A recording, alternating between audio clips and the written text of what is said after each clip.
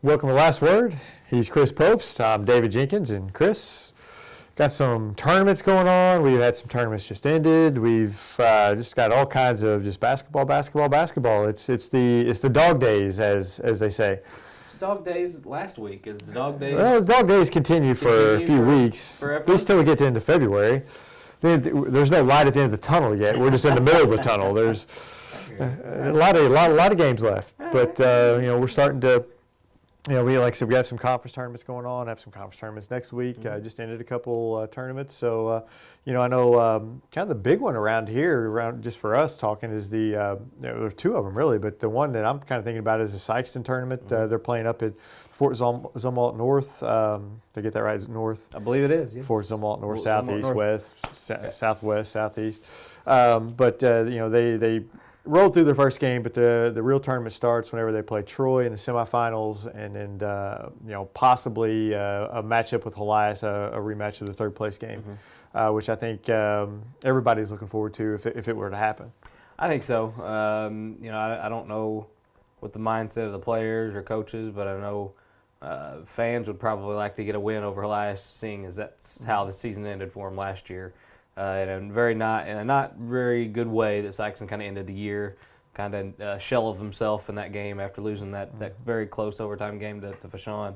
But Helias is right back in the thick of things in Class 4 again, and one of the top ranked teams in Class 4, and a potential matchup there would I think give Sikeston a really good shot in the arm, I think, to kind of boost the rest of the season. They have a few more tougher games to go, but that would be a good win for them. Yeah, that's Helias typically just does not. I mean, they just treat Sikeston very poorly. Football, basketball, in a lot of sports, in everything. Yeah. They just don't treat Sikeston very well, and I think Sikeston is extremely fired up to play that game. I think they want to play that game. I think they want to. They're better than what they showed in the third place game last year, and I think that they heard a little bit about that, whenever they got back, and they know that. And I think they, have it in the back of their minds. It'll be in the front of their minds if they play them on Friday night. I think that'll be I think that would be a big win for Sikeston if they could pull that out, and just their mindset, and just for the rest of the season, like you said, just setting up the rest of the season. That would be a huge win for them. Yeah, and it's tough. I mean, they're. For a lot of years, people have wanted Sikeston to go on the road, and they've got their wish because they had to play Monday. Now they're playing Wednesday and Friday. They got to go up the road.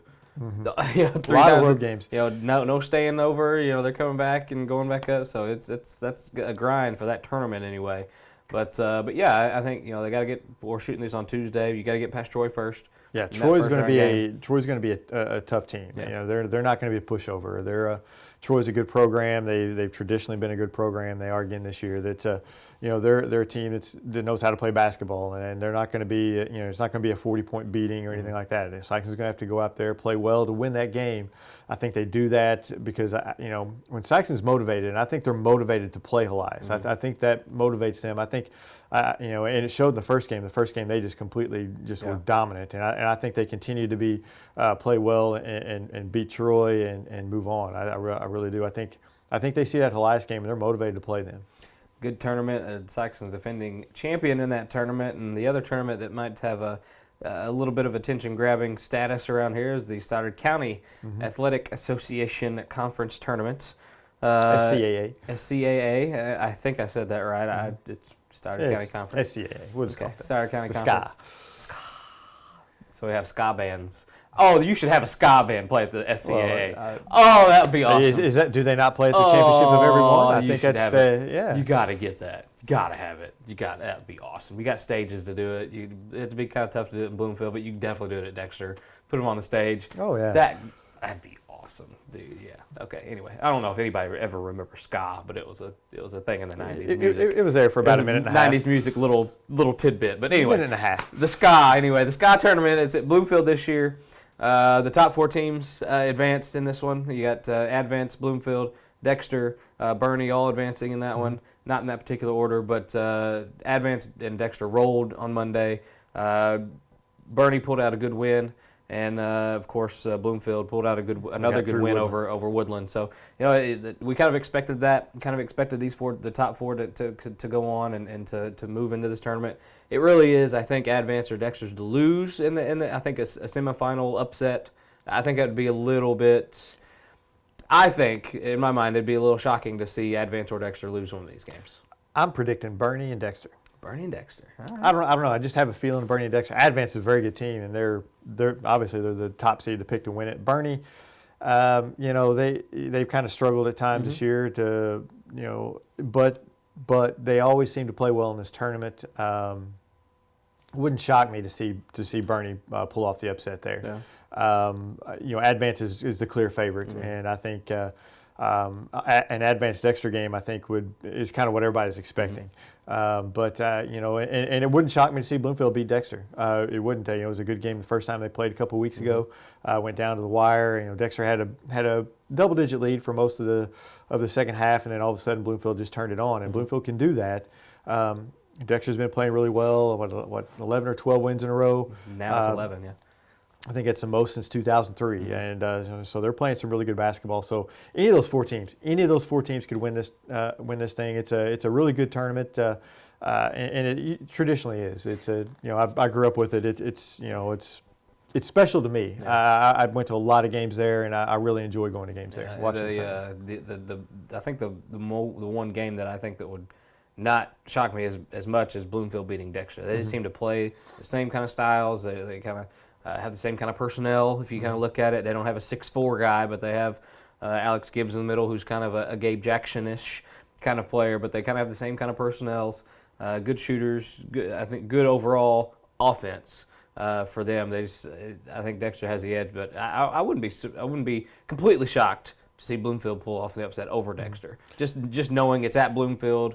Lost him before. Yeah, I mean, any of those teams, Bernie plays a lot of games at Bloomfield. It's like a second home court for them. Yeah. Dexter's the same way. Advance, they don't play as many games there. So I think that plays a factor into it. And like I said, Advance is the favorite. They should win it. And, like I said, for some reason, I just, have this little thing where I just feel like Bernie may pull an upset. But Bernie doesn't, Bernie's very well coached.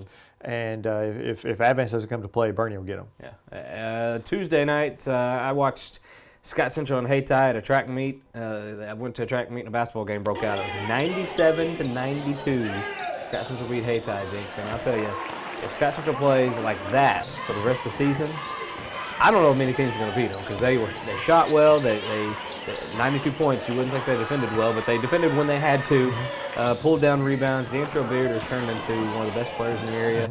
And when you have Keith Blissett going off for another 20 points and Devin Blackman doing his thing and Tyus Banks, Gary Wilkerson hitting threes from the outside, they're a tough team when they're on. They're on. It doesn't happen a lot, but they're a little inconsistent at times. But when they're on, Class 1 state championship is looking pretty good when they're on. The thing that shocks me is Hayti giving up that many points. Hayti, with Coach Bidwell, they're kind of defensive minded from what I saw in the Christmas tournament.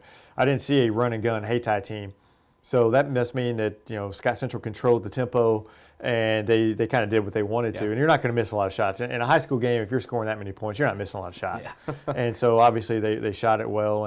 And Scott Central is the favorite, I think, to come out of Class 1 around here. I mean, I can't see anybody that's maybe Risco. They could play with them a little bit, but I don't know. My money would be on Scott Central in that game. I haven't seen Risco, but traditionally Scott Central, just has those athletes that just are tough to defend. And like I said, if they play like they did tonight, they're going to go a long way. Yeah, like I said, they were on tonight, hitting shots. Not only they did get a lot of layups. Of course, when you score 97 points in a run and gun game, you're going to get a lot of layups like that. But hit a lot of shots, but they hit outside shots well. And like I said, they're not deep. They run about 6 when one of them's not stricken with flu. And they were a man short tonight because of that reason. But if they're on like that, they got a great shot to go back to state and win another one. And that's always the case with them. Is do they have enough to win state? And I don't know of anybody that can stop that team that I saw tonight. Mm-hmm. Yeah, and I went and saw Malden, New Madrid. Not quite as exciting. It's Malden. Malden came out hot the first half. Second half cooled down. New Madrid defended them a little bit better. Malden turned the ball over a little bit, and Malden's not a great shooting team, and they hit 7 or 8 threes in the first half. That's not going to continue. Yeah. And New Madrid kind of clamped down. New Madrid, they're kind of they're just kind of floating around there. They're a team that can beat teams. They're a team that can beat a Charleston or a Crothersville, but they're also a team that can beat 20 by them. Yeah. They've got to hit their shots, and they're not a high scoring team too. For them, they have to play with energy. Mm-hmm.